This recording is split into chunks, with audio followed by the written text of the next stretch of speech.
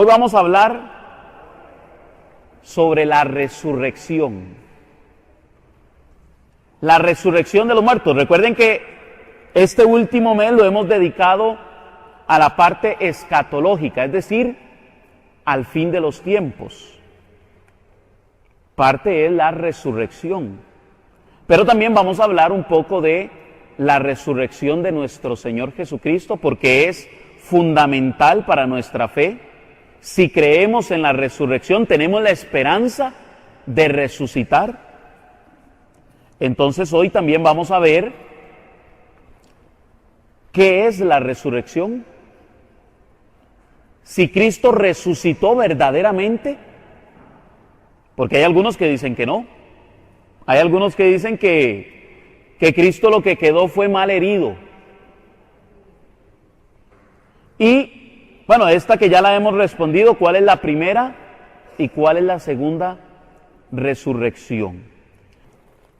Me encanta una frase que utilizamos en Semana Santa, justamente para el día de la resurrección, y es que nosotros como católicos deberíamos de llegar, saludar a un hermano luego de lo que es el domingo de la resurrección, deberíamos de llegar y saludarlo diciéndole, Cristo resucitó. ¿Y qué deberíamos de responder los católicos? Verdaderamente resucitó. A veces decimos, en verdad resucitó. Así es que, ojalá que para próximas Semanas Santas, cuando usted se tope un hermano de fe católica, dígale, Cristo resucitó. Y si no le sabe responder, usted le dice, diga, verdaderamente resucitó. ¿Por qué? Porque la fe cristiana tiene su fundamento en la resurrección de Cristo. No estoy diciendo con esto que la encarnación de nuestro Señor no sea importante, claro, es igual de importante, porque no hubiera dado lugar la resurrección si Cristo no se encarna. Lo mismo su pasión, lo mismo la evangelización. Pero ¿qué hubiera pasado si Cristo se hubiera encarnado? Si el Señor hubiera predicado, hubiera igualmente fundado la iglesia y hubiese muerto por nosotros, pero no resucita. ¿Qué hubiera pasado? Pablo dice, si Cristo no hubiera resucitado, vana sería nuestra fe y vana nuestra predicación. Eso está en 1 Corintios, capítulo 15, versículo 14. Si Cristo no hubiera resucitado, vana sería nuestra fe. ¿Por qué? Porque todo lo que Él dijo habría sido mentira. La prueba de que Cristo es quien decía ser, es que Él resucitó. Porque Él se los anunció. Yo voy a morir, pero al tercer día resucitaré de entre los muertos. Esa promesa de Cristo, esa profecía de Cristo, nos hace creer que todo lo que Él nos ha dicho es verdad. Porque Él también nos prometió que nosotros resucitaríamos. ¿Por qué es que tantos cristianos han entregado su vida a través de los siglos? Porque saben que su esperanza no está en esta vida, sino que su esperanza está en aquella vida futura, cuando Cristo vuelva por los suyos y resucite de entre los muertos a los que han muerto con Él. Esa es la clave de la resurrección. El problema es que todos los días el cristiano está recibiendo ataques que ponen en duda su fe en el fundamento de la fe cristiana, que es la resurrección. Yo no sé si ustedes se han dado cuenta, pero en Semana Santa, como que le encanta a la cadena Discovery hacer este tipo de documentales que vienen a desprestigiar el cristianismo.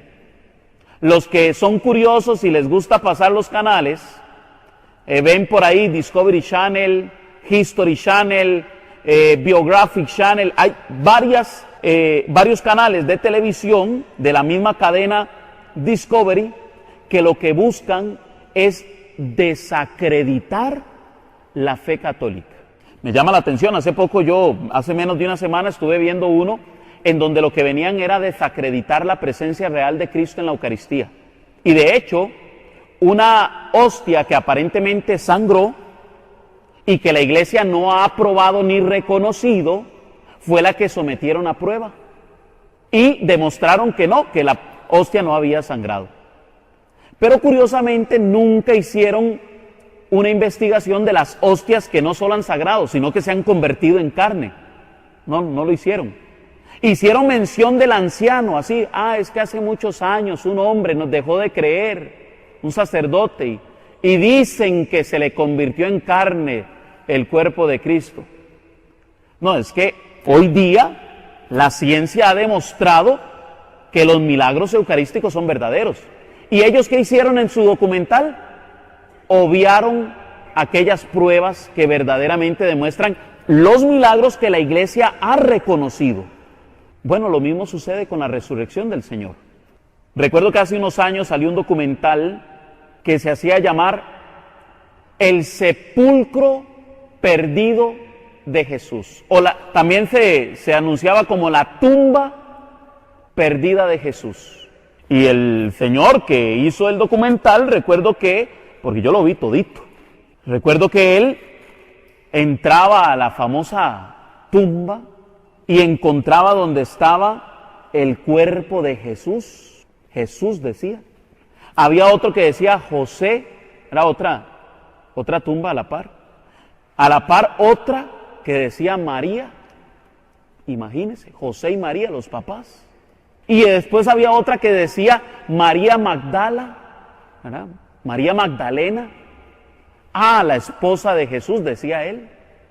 Y apareció hasta el hijo de Jesús y de María Magdalena. Otro ahí que, ¿verdad? Tenía el nombre de Judas, el hijo perdido de Jesús. Curiosamente, le hicieron una publicidad enorme a este documental. Por todo lado lo anunciaron.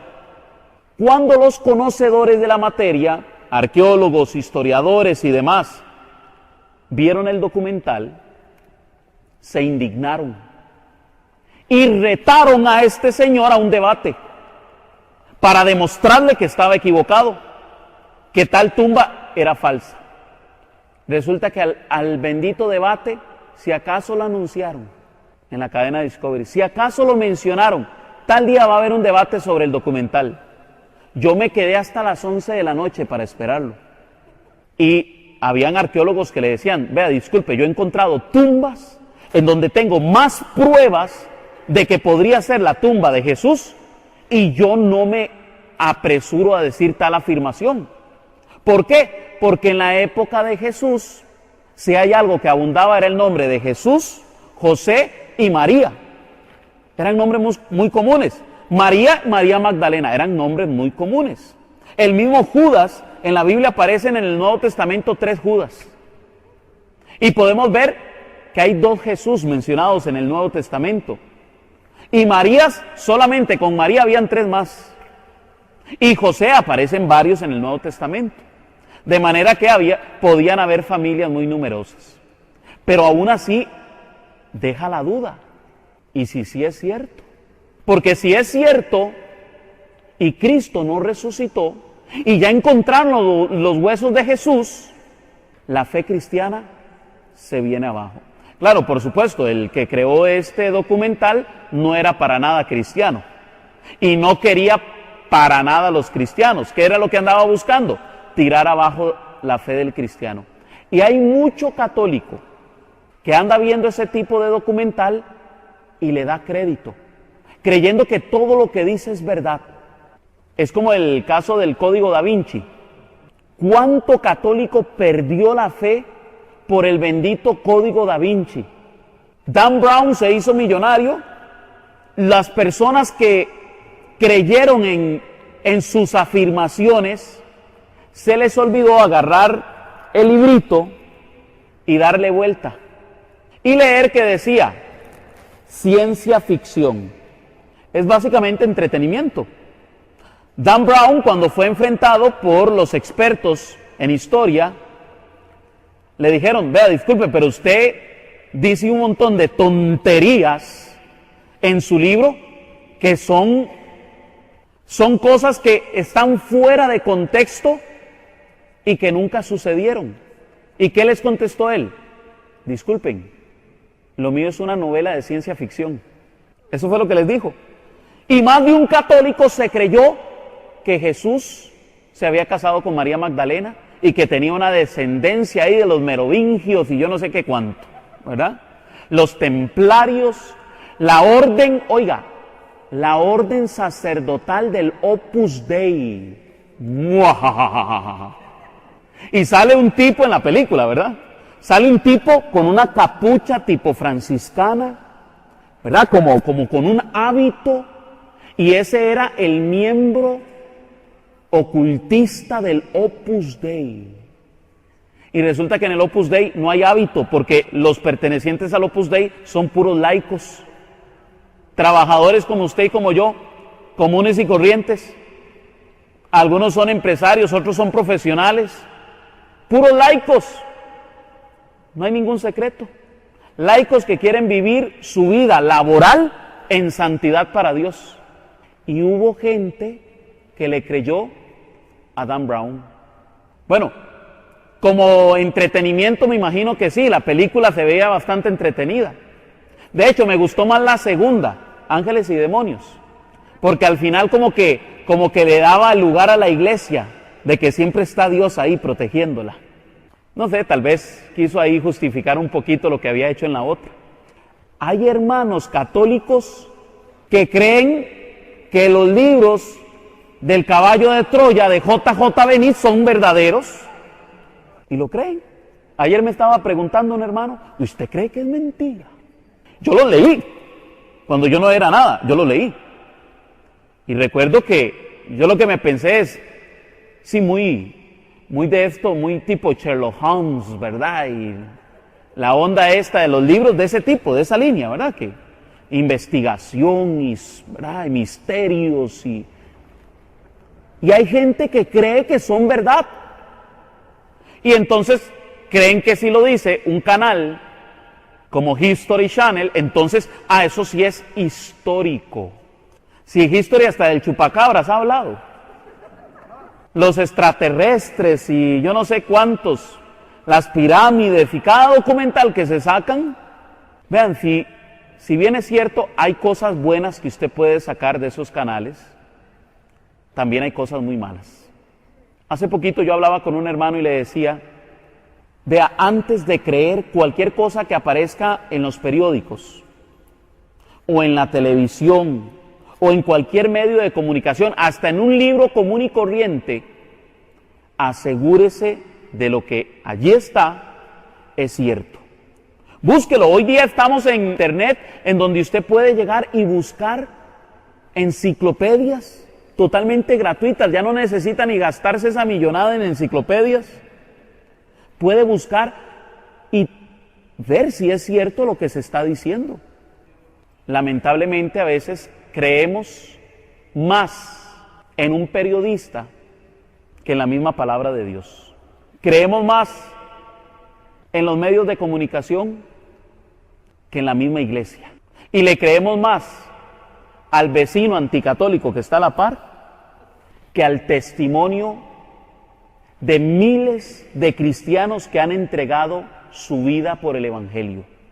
Si es que hay gente que con 50 años de edad creen saber más que una institución como la Iglesia Católica que tiene 2000 años de existir. Esa es la gran diferencia. La sabiduría que se ha recopilado en esta iglesia es única. Y si algo tiene la iglesia es que la iglesia no se aventura, no se apresura con el tiempo. No, si algo tiene la iglesia es que si algo es verdadero, lo investiga. Y luego de comprobarlo y demostrarlo, lo afirma. Hay algunos que se enojan con la iglesia porque, es que la iglesia es muy anticuada y las cosas no se hacen rápido.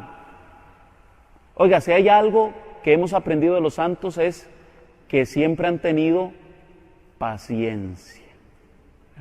Y la iglesia es paciente. Ella espera, ¿por qué? Porque para verdades el tiempo. Amén. Bueno, si Cristo no hubiera resucitado, vana sería nuestra fe. Ahora bien,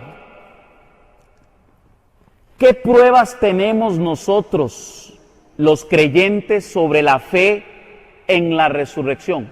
¿Existen pruebas? Porque luego de 2000 años, ¿qué prueba pudo haber quedado? Luego de 2000 años, ¿cómo podemos creer en el testimonio de los que dijeron haber visto a Cristo resucitado? Bueno, yo les digo que sí existen pruebas. Y una de las primeras pruebas es justamente eso, el testimonio de todos los que vieron a Cristo resucitado. ¿A qué me refiero?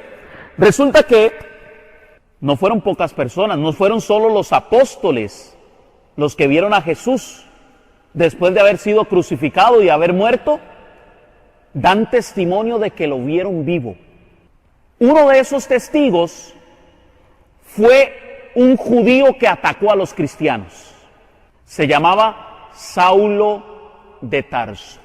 ¿Cómo es posible que alguien que andaba persiguiendo y atacando a una comunidad porque creía que estaba en el error, de un pronto a otro, de la noche a la mañana, termina diciendo: ahora yo creo en Cristo porque lo he visto resucitado?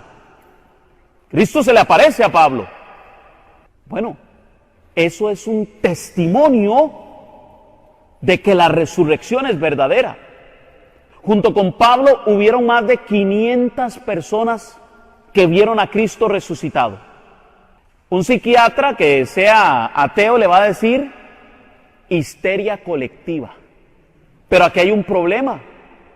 Resulta que quienes lo vieron resucitado, algunos estuvieron en algún momento en otro lugar, Emaús, y coincidieron con otros que también lo vieron resucitado estando en otro lugar, Jerusalén. Si hubiera sido histeria colectiva, es cuando hay un grupo de personas, un montón de personas reunidas, siendo dirigidas por una misma persona. Y puede ser que en el momento se dé un tipo de fenómeno de estos. Pero en el caso de Jesús era diferente. Se le aparecía en un momento a una persona y luego se le aparecía a otros. Otro testimonio fiel de que Cristo resucitó es el testimonio de Tomás. Porque Tomás, ¿sabían que Santo Tomás es el santo de los ateos? Hasta no ver, no creer. Santo Tomás ruega por nosotros. Porque muchas veces somos como Santo Tomás. Hasta no ver, no creer. Eso fue lo que les dijo Tomás a los demás apóstoles que habían visto a Jesús. Si hubiera sido histeria colectiva, Tomás hubiera dicho: ay, yo también creo. Pero Tomás dijo: no, hasta que yo no vea los huecos de los clavos que perforaron sus manos y el costado que fue abierto por la lanza, yo no voy a creer. Cristo se le aparece a Tomás y le dice: ven, mete tus dedos en las llagas de mis manos y tu mano en mi costado. Deja de ser incrédulo y cree. ¿Qué sucedió? Tomás confesó ahí mismo la divinidad de Cristo. Señor mío y Dios mío. Nosotros, como católicos, tenemos una promesa del Señor. Porque en ese mismo momento Jesús les dice a Tomás: dichosos aquellos que creerán sin haber visto. ¿Quiénes son esos? La fe es un don, es una gracia, es un regalo de Dios. Esa es la fe. Algunos creen que porque usted tiene fe, entonces usted anula su intelecto. Es decir, usted se convierte en ¿verdad? En una persona falta de capacidad cerebral.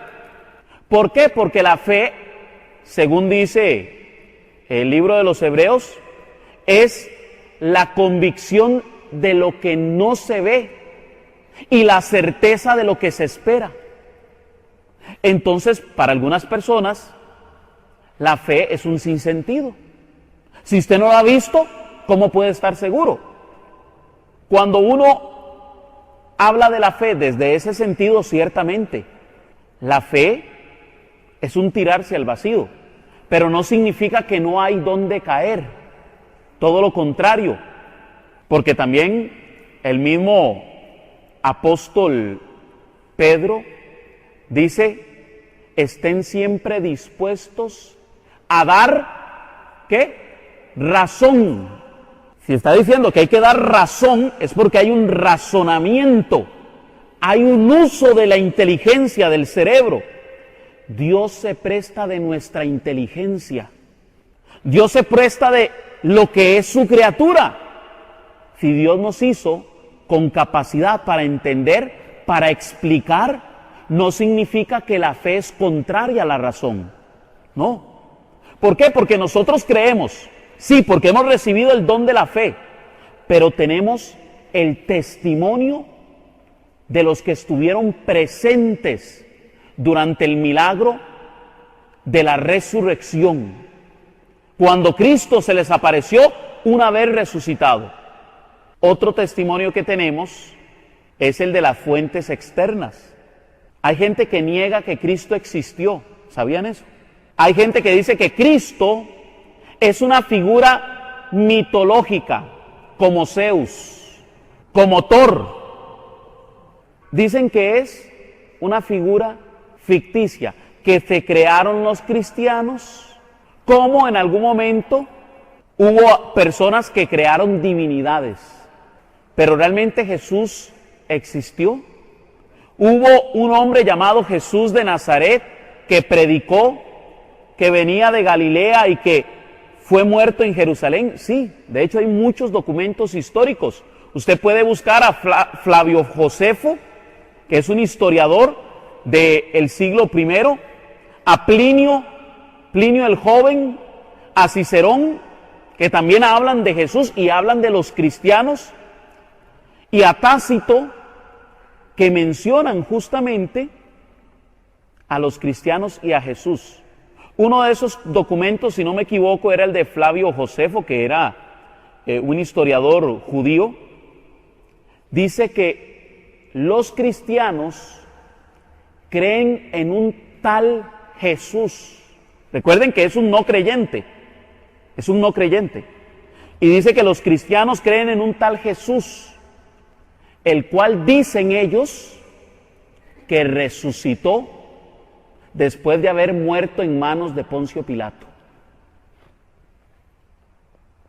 Es decir, que desde afuera podemos ver que los cristianos ya confesaban la resurrección de un personaje histórico, de un personaje real. De hecho, el Talmud menciona a Jesús. El Talmud es la tradición judía. Los judíos también tienen su tradición y ellos escribían los acontecimientos y hablan de Jesús. Obviamente hablan en contra de Jesús. Dicen que Jesús era un mago porque hacía milagros. Esa es la visión de ellos, pero nos deja ver que existió un Jesús que hizo milagros, que ellos decían que era brujería, es otra cosa. Eso es como los hermanos evangélicos que dicen que los milagros en la Iglesia Católica son obra del demonio o son obra de brujería. Es exactamente lo mismo. Pero Jesús les contestó a esos que decían que él echaba demonios con el poder de Belcebú: si yo echo demonios con el poder de Belcebú, ¿con qué poder echan ustedes los demonios? Yo le preguntaría eso a un hermano no católico. ¿Y con qué poder entonces expulsan ustedes demonios? Porque si es así en la Iglesia Católica, entonces ustedes también. Pero si es por el poder del Espíritu Santo, entonces también en la Iglesia Católica se expulsan demonios por el poder del Espíritu Santo. ¿Por qué? Porque un reino dividido no subsistirá, dice Jesús. Ahora bien, además de las fuentes externas, parte del testimonio que nos dan los apóstoles es el siguiente. Cuando Cristo muere, los apóstoles se encierran tras las puertas por miedo a que los capturen por ser seguidores de Cristo. Ellos temen que los maten, pero de un pronto a otro salen a predicar el Evangelio. Y aunque los mismos judíos que mandaron ante los romanos a matar a Jesús les prohíben que prediquen, ellos siguen predicando. Es decir, no les hacen caso. ¿Qué fue lo que cambió en ellos? El estar con miedo, encerrados y de un pronto a otro salir a predicar. Cristo resucitó y se le apareció a los apóstoles. Esa seguridad de los apóstoles, al ver que Cristo resucitó, les hizo confiar en que no importaba si ellos morían. ¿Por qué? Porque Cristo les había prometido que al igual que Él resucitó de entre los muertos, ellos también iban a resucitar. Ya no les importaba morir, porque sabían que venía una promesa de aquel que cumplió todas sus promesas. El cristiano que cree verdaderamente en la resurrección de Cristo puede estar seguro y no tener miedo de esta vida, de morir en esta vida.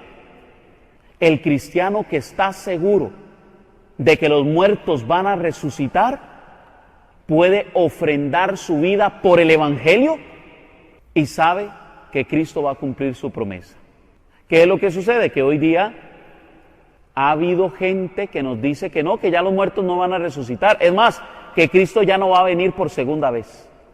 Y lamentablemente hemos escuchado eso, por lo menos así me lo han contado. Yo hasta el momento no conozco a ningún sacerdote que haya dicho eso, pero he conocido hermanos que me han dicho, es que durante una homilía escuché un sacerdote que dijo que ya los muertos no iban a resucitar y que ya Cristo no iba a venir. ¿Dónde? No sé. Y así he conocido teólogos católicos y también no católicos que dicen que no, que ya los muertos no van a resucitar, que no, que la resurrección es espiritual. Bueno, vamos a ver si realmente eso es lo que enseña la Iglesia o si al contrario la Iglesia enseña algo más. Y un último testimonio, las Sagradas Escrituras. Cuando nosotros en el credo decimos que Cristo resucitó de entre los muertos, ¿qué sigue? Según las Escrituras. Cristo resucitó de entre los muertos según las Escrituras. ¿Qué es lo que sucede? Que si usted le dice a un hermano, yo creo que Cristo resucitó porque la Biblia lo dice, ¿qué le va a decir él? Ah, no, para mí la Biblia es un libro de cuentos. Una persona que no cree en la resurrección, mucho menos va a creer en la Biblia. Le va a decir, ah, no, eso lo dice ahí, pero es que eso fue lo que inventaron los cristianos para darle esperanza a los demás. Pero aquí hay un problema. Las Escrituras sí son testimonio. ¿Saben por qué?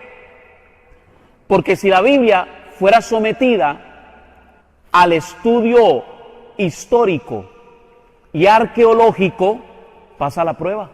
Así de sencillo. La Biblia no es un libro de historia, ni es un libro de arqueología. Pero, por ejemplo, cuando se trata del Nuevo Testamento, los arqueólogos han encontrado muchas cosas que creían que no existían, y aunque la Biblia los mencionaba, ellos decían que no existía. ¿Por qué? Porque no había ninguna otra fuente, ni ninguna otra evidencia que dijera lo que la Biblia estaba afirmando. Un ejemplo de eso es el caso de Poncio Pilato. Poncio Pilato resulta que se decía que era un personaje ficticio de la Biblia. Muchos decían eso. ¿Por qué? Porque los romanos guardaban un registro de todos sus gobernantes, emperadores, y resulta que de Poncio Pilato no se decía nada. No se mencionaba nada, pero hace escasos años resulta que un arqueólogo encontró una plaquita, empezó a limpiarla y decía, Poncio Pilato, procurador romano. Y entonces llegaron los arqueólogos y dijeron, ¡wow! ¡Qué gran descubrimiento! ¡Wow! Y la Biblia tenía 2000 años de decir que había existido. Ese fue un pequeño ejemplo. O, por otro lado, el famoso Caifás, el sumo sacerdote que mandó a crucificar al Señor. Otro personaje ficticio. No existió Caifás.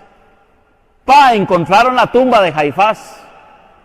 Una vez más, la arqueología lo confirma. Y si usted se va a los tiempos de la Biblia, según cómo describe la Biblia ciertos tiempos, resulta que coinciden con muchos descubrimientos arqueológicos que hoy día se han estado dando. Otro ejemplo, ¿sabe cuál es? El nacimiento de Jesús en Belén. ¿Cómo se confirma el nacimiento de Jesús en Belén? A través de la arqueología y no a través de la Biblia. Resulta que justamente en los primeros años en donde se dice que Cristo nació, hubo un censo en Jerusalén.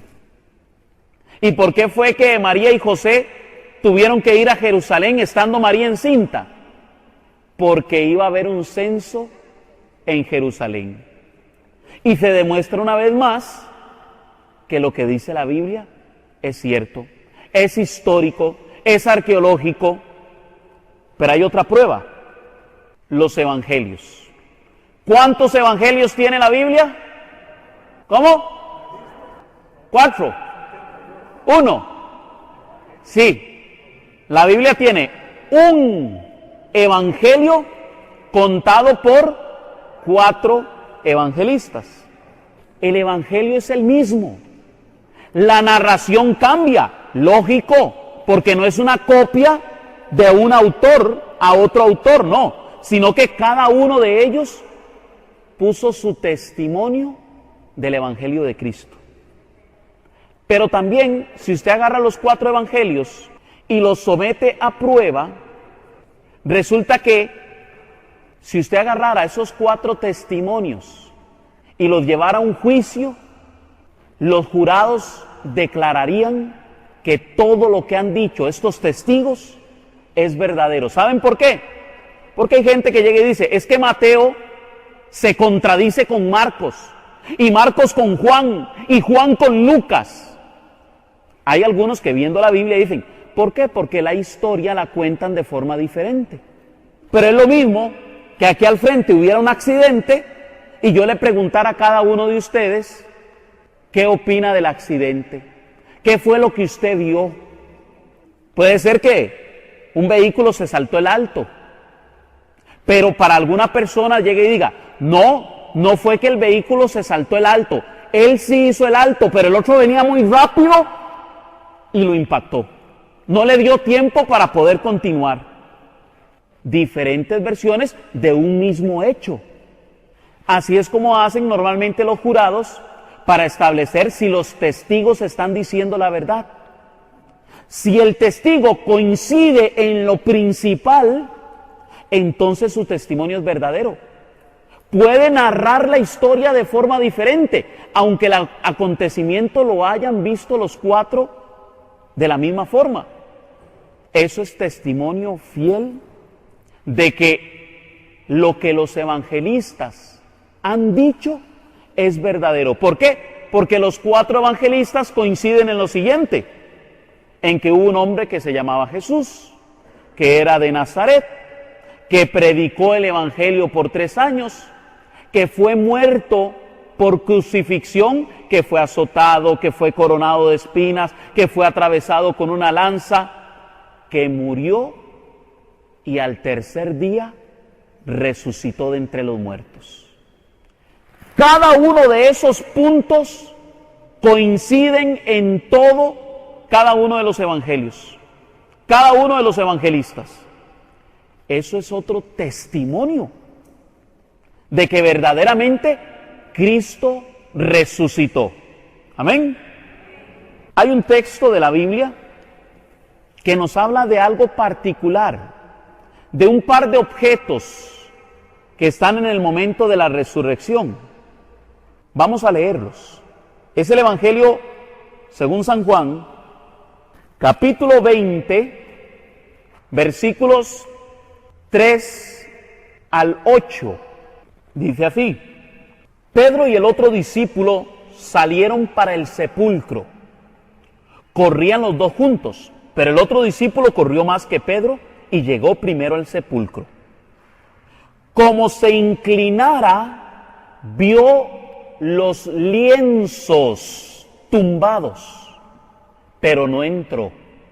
Versículo 6. Pedro llegó detrás, entró en el sepulcro y vio también los lienzos tumbados. El sudario con que le habían cubierto la cabeza no se había caído como los lienzos, sino que se mantenía enrollado en su lugar. Entonces entró también el otro discípulo, el que había llegado primero, vio y creyó. Palabra de Dios. Noten lo siguiente del texto bíblico. Dice que Pedro y Juan, que es el otro discípulo, corrieron hasta el sepulcro. ¿Por qué? Porque María Magdalena les había dicho que Cristo había resucitado. Pero cuando llegaron encontraron el sepulcro vacío. Juan llega primero y dice que lo que ve, lo único que él ve, es los lienzos tumbados en el suelo. Es decir, el manto que había cubierto el cuerpo de Cristo estaba tirado en el suelo. Llegó Pedro y vio lo mismo, pero con otro detalle. Dice que además de haber visto los lienzos en el suelo, vio el sudario y lo vio colocado en el sepulcro, en el lugar en donde tenía que estar. ¿Por qué toco esta cita bíblica? Es que resulta que Cristo, cuando resucitó, dejó una evidencia física del único momento que nadie ha visto personalmente. Es decir, el momento de su resurrección. Cuando Cristo resucita, deja el manto. Este manto resulta que ha sido un tema de discusión en la actualidad. Este manto es conocido como el manto de Turín o el lienzo de Turín, o también le llaman la síndone o la sábana santa. ¿Qué es la síndone o la sábana santa? Es un paño hecho de lino que mide 4 metros de alto. ¿Por qué mide 4 metros de alto? Porque la función de él es cubrir todo el cuerpo de un ser humano desde atrás hasta adelante. De forma que hay 2 metros para cubrir la parte de atrás y 2 metros para cubrir la parte del frente. La sábana santa fue sometida a investigación científica por una razón. Antes se creía que era una pintura. ¿Por qué? Porque veían la imagen trazada de un hombre aparentemente crucificado en ella. Pero resulta que un experto en fotografía llegó a tomarle una foto. Por primera vez, luego del invento de la fotografía, llegó y le tomó una foto. Cuando fue a revelarlo, se dio cuenta de que el revelado realmente era un negativo. Es decir, lo que parecía el positivo era el negativo y el negativo era el positivo. Y es esta la imagen que se ve. La sábana es blanca. Lo que usted está viendo aquí en negro es lo que en la sábana es blanco. Y lo que aquí usted ve en blanco es lo que normalmente se ve negro en la sábana. Eso que ustedes ven a la par, que son como unas columnitas de brillantes, blancas, es porque la sábana santa estuvo a punto de quemarse. La sábana estaba custodiada en un cofre de plata. Y resulta que hubo un incendio que destruyó por completo el lugar donde estaba la sábana.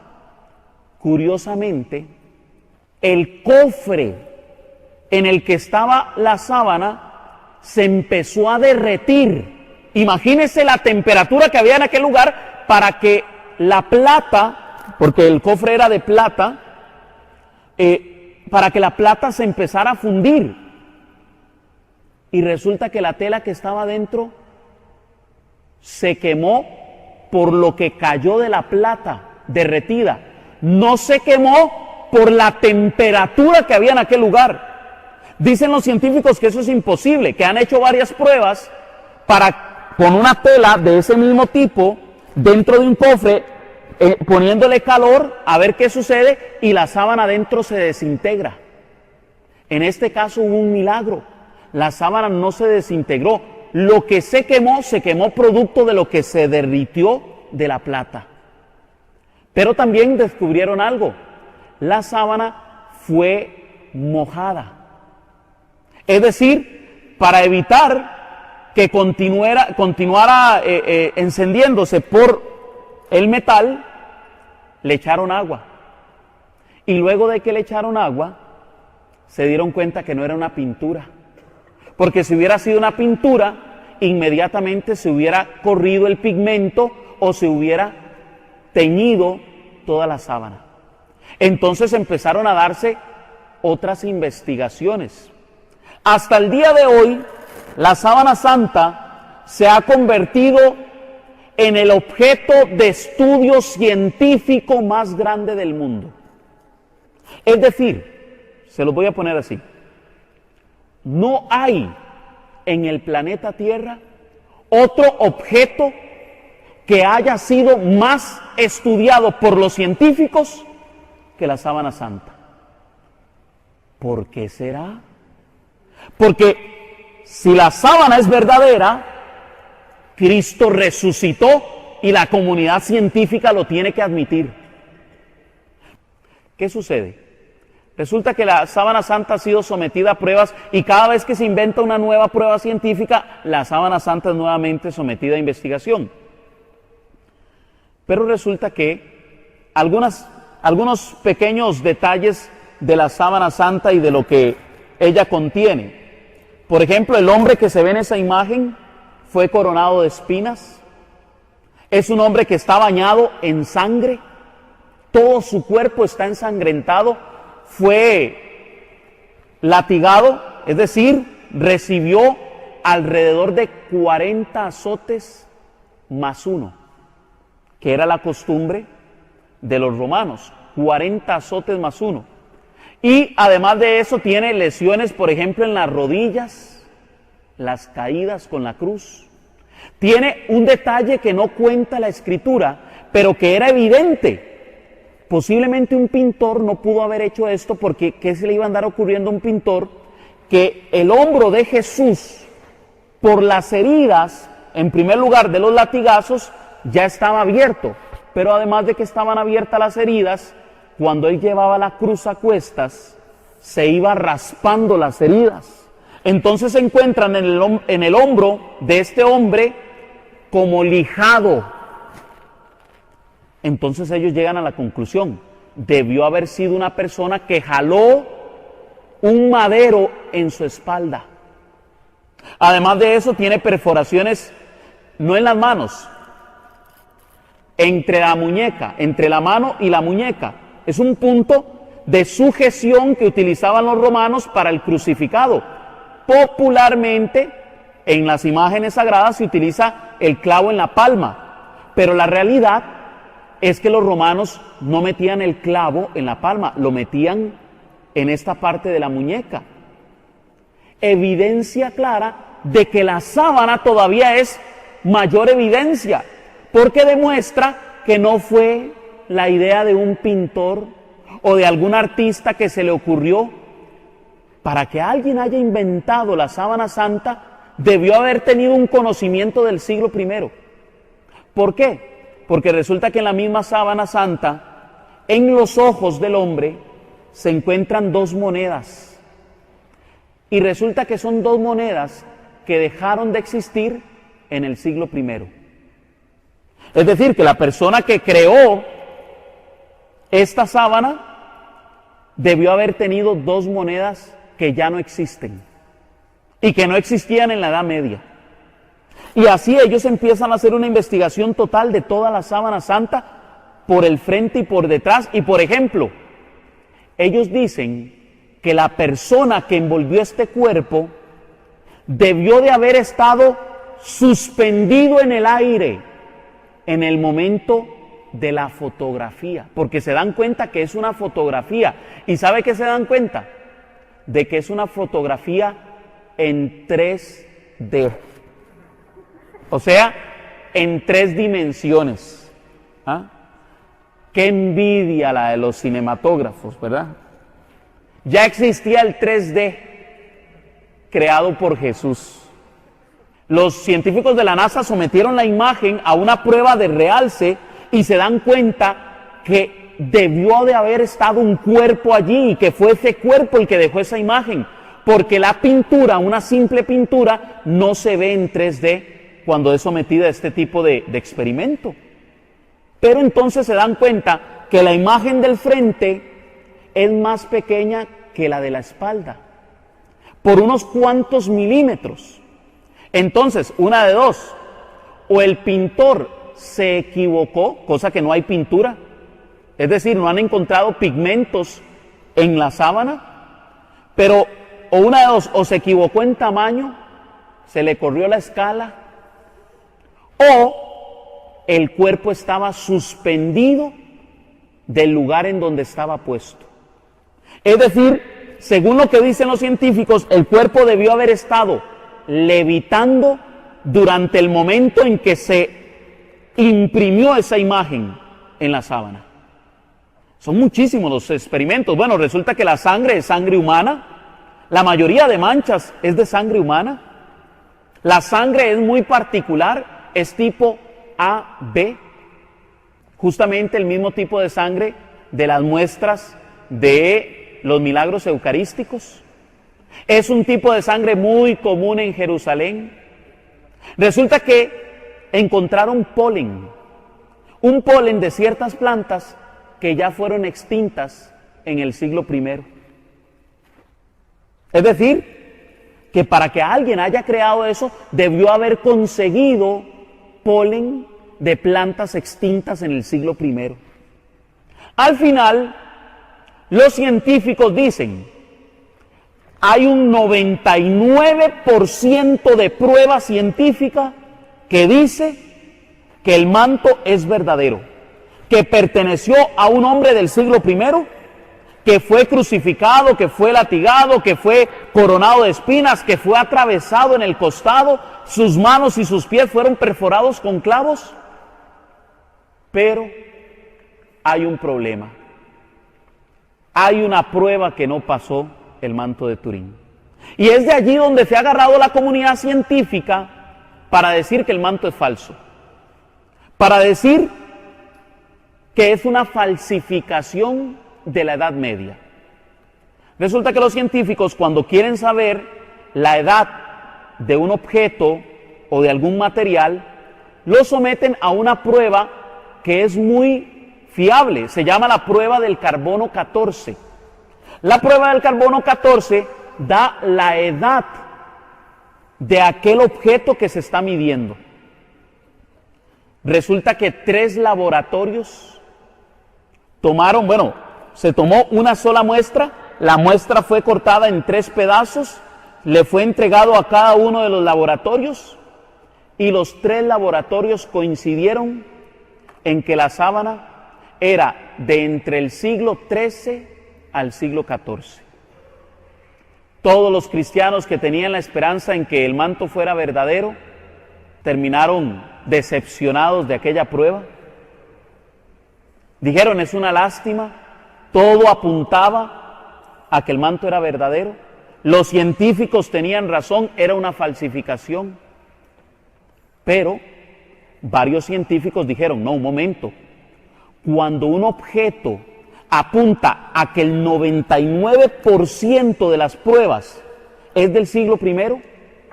Si hay una sola prueba que dice que es del siglo XIII, esa prueba está fallida. Así es como lo hacen ellos. De hecho, han hecho pruebas en momias que eran del siglo III antes de Cristo y las han sometido a prueba de carbono 14 y la han datado al siglo X después de Cristo, es decir, 1300 años después de la fecha que ellos estaban seguros que la momia era 3 siglos antes de Cristo. En otras palabras, las personas que sometieron a prueba esto y llegaron a declarar que el manto era falso, se estaban equivocando. Pero esa era la postura del cristiano, del creyente. De hecho, aunque ustedes no lo crean, pues varios científicos que eran no creyentes, estudiando el manto, se hicieron creyentes. Se convirtieron. A pesar de la prueba de carbono 14, porque ellos estaban seguros de que había sido la sábana que había cubierto a Jesús. Ahora bien, resulta que un día estoy pasando los canales y no sé por qué me da por ver uno de esos canales en donde salen cosas sobre Jesús. Y me termino encontrando con un documental, History Channel. Y en el documental se hablaba del manto de Turín. Resulta que un científico que ya murió, pero que en el 2006 todavía estaba vivo, llegó a ser de los que más luchó para demostrar que el manto era falso. Él se declara no creyente, pero resulta que él, al ver que algunos científicos decían que la muestra fue mal tomada, él se puso a investigar los videos y se puso a investigar las muestras. Cuando el manto de Turín se quemó, unas monjitas pusieron el manto sobre otra sábana y cosieron, añadieron otra tela al manto. Y resulta que, dice este científico, el que no es creyente, dice, yo no lo podía creer. Cuando estoy viendo el video donde toman la muestra, me doy cuenta de que tomaron una muestra de parte de la tela que no era del manto. Yo no lo podía creer porque como científicos tenemos mucho cuidado en no hacer ese tipo de errores. Y él dice, era evidente. Luego vi las imágenes que se toman con una cierta luz que es para ver la sangre. Como toda la sábana santa está empañada de sangre, cuando usted la ilumina con este tipo de luz, sobresale el color de la sangre. Y las partes donde no hay sangre se quedan oscuras. Y él dice, el lugar de donde tomaron la muestra no había sangre. Quiere decir que no era parte de la sábana santa. Yo hoy puedo decir y demostrar que la prueba del carbono 14 estuvo fallida, estuvo mal elaborada. Y ahora puedo decir que la sábana es real. Perteneció al Jesús de Nazaret histórico, aquel hombre que vivió en Jerusalén, porque todas las pruebas apuntan a que era Jesús. Ahora bien, hoy día tenemos esta gran evidencia. Cristo resucitó. Usted y yo lo hemos creído siempre por fe, pero resulta que el Señor es tan bueno que Él sabe que también hay discípulos que son como Tomás, que no creen si no ven. Yo lo invito a que usted ojalá pueda ver este video completo, toda la evidencia, y de hecho este es solo uno de muchísimos videos que usted puede encontrar sobre el manto de Turín, unos a favor, otros en contra, pero lo que siempre coinciden todos los documentales es que el manto es producto de un milagro. Algunos niegan que sea del milagro de la resurrección, pero dicen, no podemos explicar de qué manera se formó el manto. No podemos dar razón de cómo llegó a estar esa imagen impresa en el lienzo. Es un milagro. Nosotros por fe lo hemos creído siempre. Ahora bien, lo creemos por fe, porque creemos que Cristo resucitó de entre los muertos. Esto solo viene a apoyar nuestra fe, solo viene a darnos mayor fortaleza en la fe, pero nuestra fe no depende del manto. Nuestra fe no depende de que la evidencia científica nos demuestre que hubo un hombre llamado Jesús de Nazaret y que ese hombre resucitó de entre los muertos. No, nuestra fe viene de la gracia de Dios. Yo como ateo que fui, todo lo quería razonar. Es decir, y todavía tengo ese defecto o virtud, no sé, en donde quiero razonarlo todo.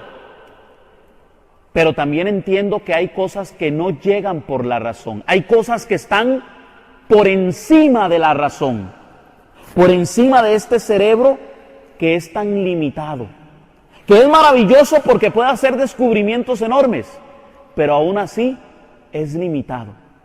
Hay cosas superiores que no entendemos, pero por fe las creemos.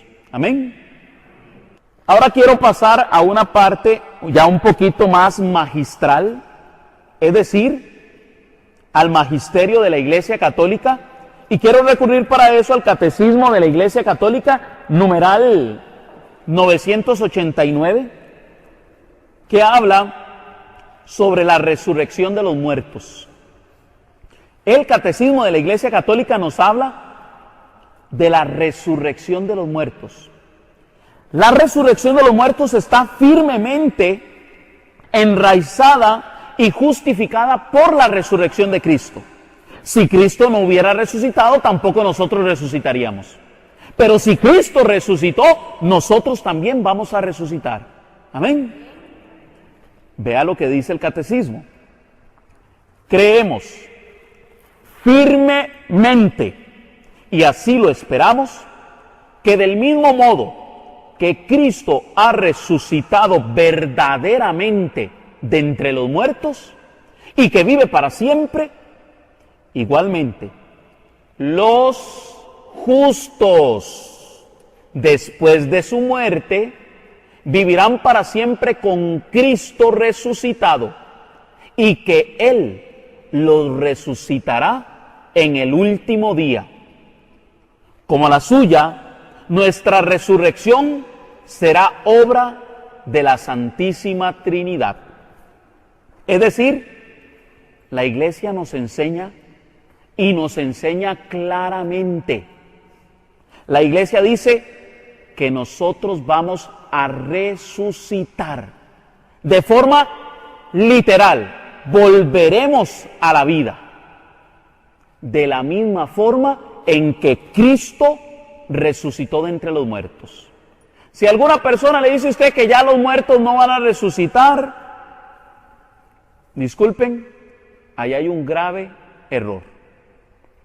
Eso no es doctrina de la Iglesia, no es lo que dice la palabra de Dios, la Biblia, no es lo que ha enseñado el cristianismo, no es lo que nos dice la fe. La Iglesia nos enseña que cree firmemente en la resurrección de los muertos. Y concluye el numeral 989 diciendo: si el espíritu de aquel que resucitó a Jesús de entre los muertos habita en nosotros, aquel que resucitó a Jesús de entre los muertos dará también la vida a vuestros cuerpos mortales por su espíritu que habita en nosotros. Eso es tomado de varias citas del Nuevo Testamento. Como pueden ver, si algo tiene el Catecismo de la Iglesia Católica, es que está plagado de citas bíblicas. Si en algo se apoya el Catecismo, es en la Biblia. De manera que si usted quiere corroborar lo que enseña la Iglesia, simple y sencillamente tiene que recurrir al Catecismo de la Iglesia Católica. Ahí le va a aparecer todas las citas bíblicas que usted necesita. Dice el numeral 990. El término carne designa al hombre en su condición de debilidad y de mortalidad. La resurrección de la carne significa que después de la muerte no habrá solamente vida del alma inmortal, sino que también nuestros cuerpos mortales volverán a tener vida.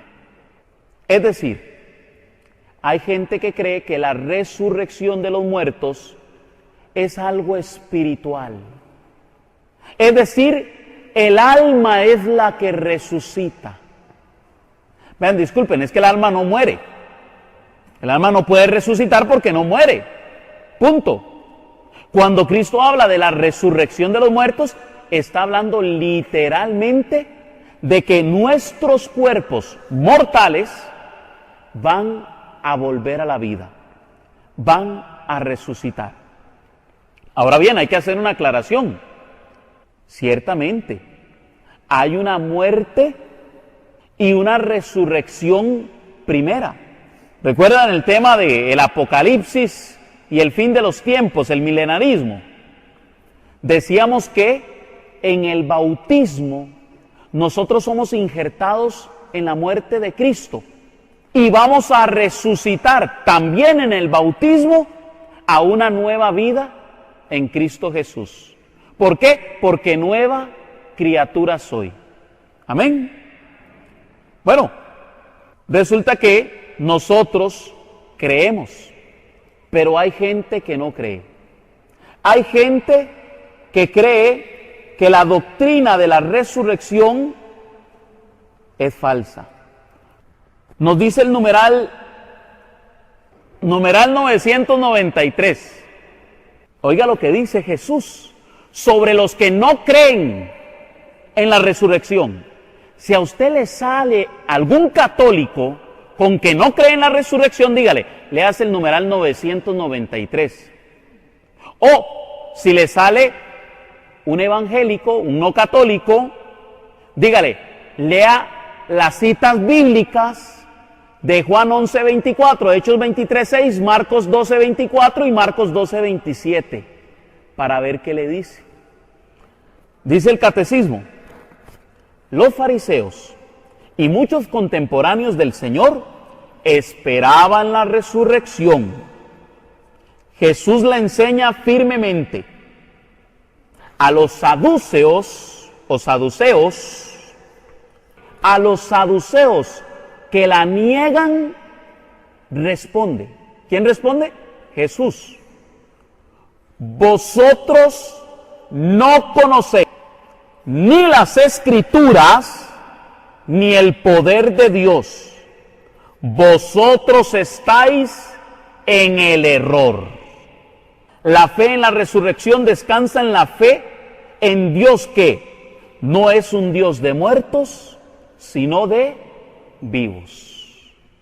Dios no es un Dios de muertos. Dios es un Dios de vivos, y Dios va a resucitar a todos los que han implorado su misericordia, a todos los que han tratado de llevar una vida con Cristo en santidad. Por eso dice la Iglesia, a los justos. No justos porque se justifiquen a sí mismos, sino justos porque por la misericordia de Dios hemos sido justificados. Amén. Vamos a leer Romanos capítulo 6, versículos 2 al 4. Habla de la segunda resurrección, de la primera resurrección versus la segunda. Recuerden que en Apocalipsis 20 se habla de dos resurrecciones. Algunos hermanos creen que es que vamos a resucitar dos veces.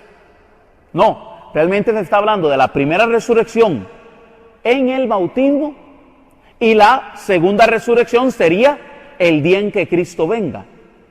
Dice Romanos 6:2, si hemos muerto al pecado, ¿cómo volveremos a vivir en él?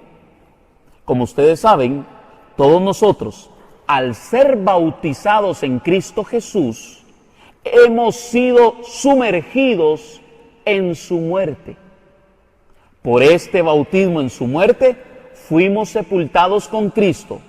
Y así como Cristo fue resucitado de entre los muertos por la gloria del Padre, así también nosotros empezamos una vida nueva. Palabra de Dios. ¿Usted quiere resucitar el día de los muertos, sí o no? Creo que no todos. ¿Quieren resucitar? Amén.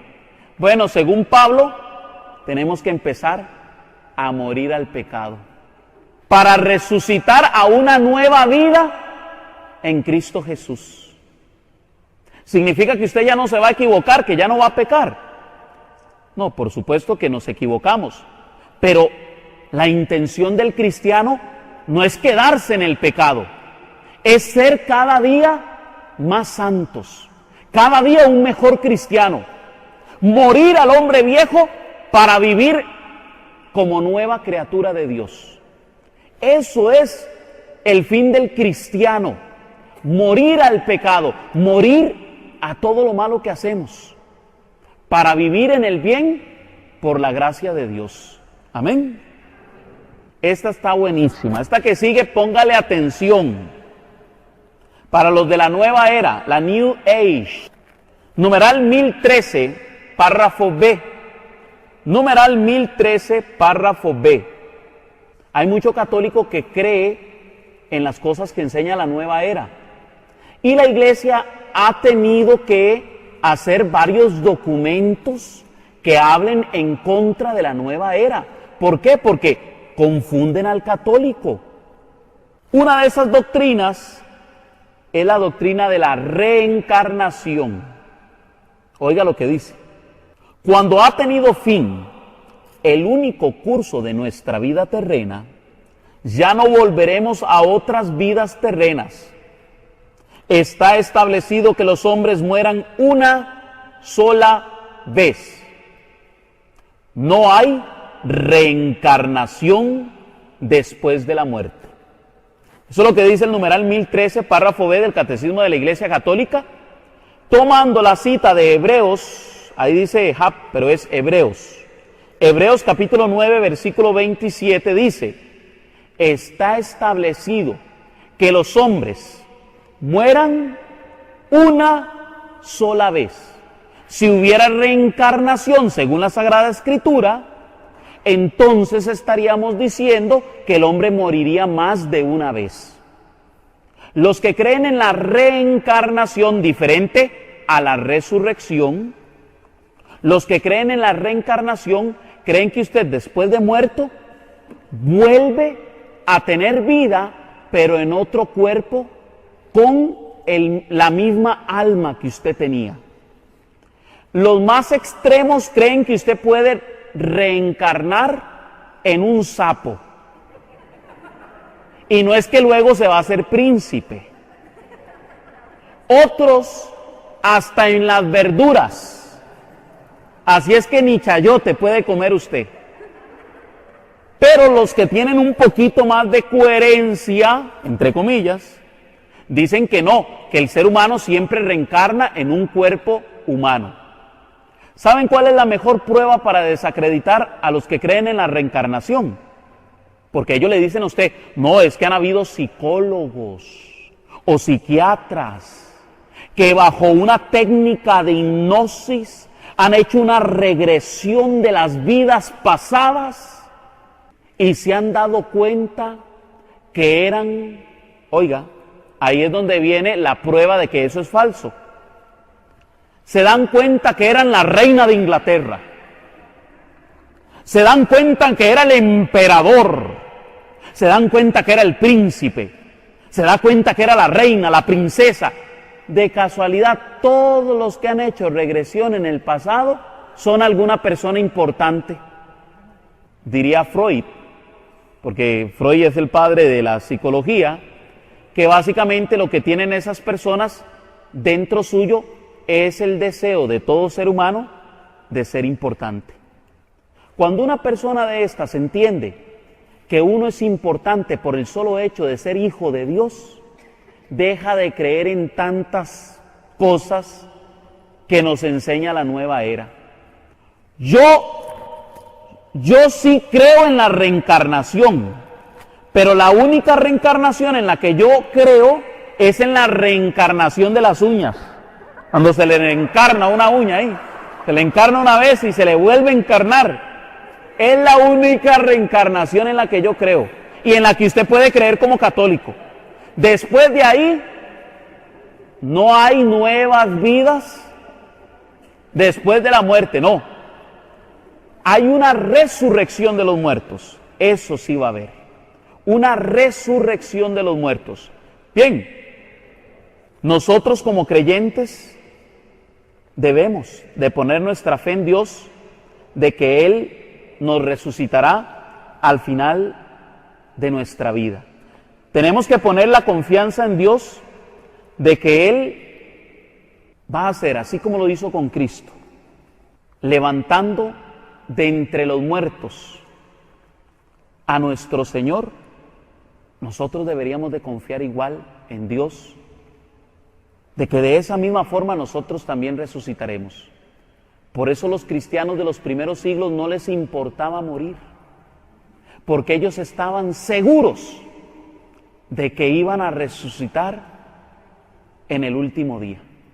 Qué lástima que hemos perdido ese sentido trascendental, ese sentido que va más allá de esta vida terrena, porque yo estoy seguro que si usted como católico entendiera que usted lo que tiene que hacer en esta vida es luchar por su salvación para llegar a estar en el reino de los cielos, no le daría vergüenza hablar de su fe con sus hermanos, con los vecinos, con los amigos, con los compañeros de trabajo.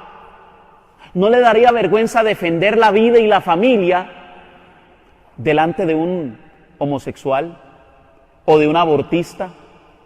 Yo les puedo dar testimonio de que si hay algo a mí me preocupa, no es en quedarle bien a la gente, porque uno nunca le queda bien.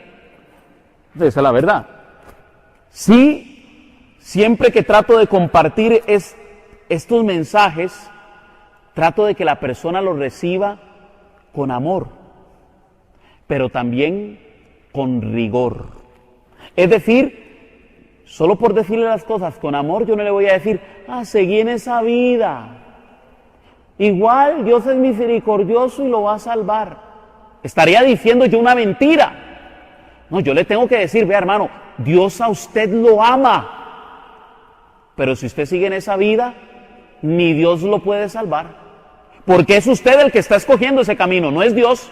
Dios ya ha dicho qué es lo bueno y qué es lo malo. Si usted quiere seguir en esa vida, sígala. Pero si usted quiere implorar la misericordia de Dios, Dios es justo y bueno y va a derramar su misericordia en usted para darle la salvación. Arrepiéntase. Yo más de un hermano le he dicho eso. Se me quedan así como diciendo, ¿qué le pasa? Arrepiéntase y crea en el Evangelio. Es lo que nos dice la iglesia cuando estamos en Cuaresma. Arrepiéntete y cree en el Evangelio. Hoy día el cristiano, no, es que tengo que quedar bien con los del trabajo, con mi familia, con mis amigos.